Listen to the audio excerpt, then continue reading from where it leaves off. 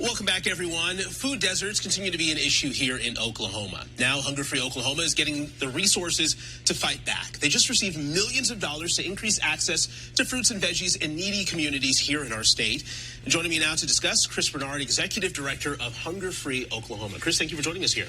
Thank you for having me. So let's talk about food deserts. Let's start there. Just how much of an issue are food deserts here in Oklahoma, and what are food deserts to begin with? So food deserts, put simply, are areas that have relatively high poverty and low access to fresh, healthy food. It's a huge problem in Oklahoma, both rural and urban in our communities. More than half of our counties have food deserts in them, and all of our major cities have them, right? So really what our goal is how do we incentivize both businesses and people to start to access healthier food, and obviously Hunger Free Oklahoma increase their budgets to help them, afford the food they need. Yeah, it's all about that access there. How did these food deserts come to be? I mean, lots of different situations, right? So the grocery business generally is really low margin, so it's hard to make it work. Fresh produce in particular is a risky product, both for people to purchase who are low income, but also for stores to carry because it goes bad. And so it just kind of creates a cycle, and eventually that those products just leave the market in these areas.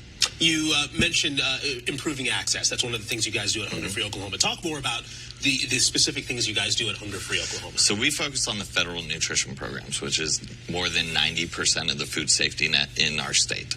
And particularly this program works with SNAP, which most people know as food stamps. And what it does is it matches people's purchases up to $20 a day only to go towards fresh produce. So you're talking about the Double Up That's Oklahoma right, program. Double Up Oklahoma. So we got $14.2 million from the federal government, which is the largest grant on record for this type of program. And we had to raise some money to match that. We did that through a state line item, through the Tobacco Settlement Trust, and through private dollars. So next 4 years, it's a $35 million budget for us to expand this into as many as 40 new communities. Right now, we're in 10 in grocery stores, including Oklahoma City. We're at the Market at East Point and the Homeland at 36 in Lincoln.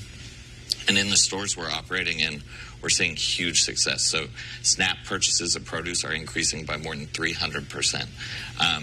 Stores are ordering in some of our rural communities instead of once a week, up to 4 times. So that means fresher produce for everyone and a bigger variety. Even folks who are not on SNAP, in the stores we put this program in, we see them purchasing more fresh fruits and vegetables. So it's not only addressing food insecurity, it's addressing health. And our state is 49th in the nation at fruit and vegetable consumption, right? So it's something that it's a win-win-win. You're supporting local business, and especially these grocery stores and communities that are food deserts or right next to food deserts. You're helping make sure that business stays open. You're helping folks who are just trying to make ends meet, especially at a time of inflation, right? Stretch their food budget a little more, and helping them take the risk on that fresh produce that's going to be better, healthier choice for them. And we can't overemphasize just how important is it to have that access to fresh food and veggies. I mean, not just having fast food restaurants and, these casual chains. It's so important to have that access to that produce. Well, yeah, everybody deserves that access, right? But on top of that, I mean, our state's health outcomes, diabetes, hypertension, obesity, we're in the top 10 in all of those, right? And healthy eating is a big contributor to whether or not you're going to experience those things, as is food insecurity. So for us, we can both address food insecurity and incentivize healthier choices. We hope we can prove that it has health impacts. We're actually still raising money to do a study to follow people and show that we can address some of those chronic diseases, both from a preventative but also from a treatment way with this program. So that's a lot of money coming into this program. How much of a dent do you think you'll be able to make in the issue here in Oklahoma in the long run? I think pretty huge. So we've not only made this commitment, we've made a commitment to try and have this program in every county in Oklahoma by 2028. We did that very publicly, actually, in a document that the White House published. But we already serve more than 10,000 SNAP households a month with this program.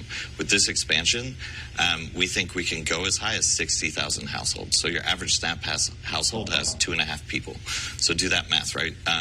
The total number of SNAP users in a year is between 600,000 and 700,000 in our state often. So we'll be reaching a significant portion of them. But like I said, you're not only touching the people who directly use the program, right? It's influencing behaviors and access for these whole communities. So we really think it'll make a significant dent. And then the key is that evaluation, right? If we can prove that it's making an impact and it's saving those dollars, I think the state will make a larger investment. We hope that the federal government will make a larger investment. And actually, often we're asked, what can people do? So the Farm Bill is up this year for debate in Congress in D.C. The Farm Bill controls this program and this grant program. And we'd like to see an increase both in this and in access to SNAP so that we can further the impact in our local communities here, but also nationwide.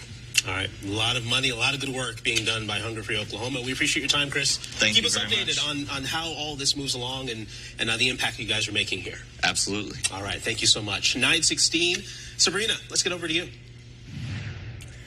Temperatures are still cold outside, but we are trying to warm up very slightly. We're in the 30s out there.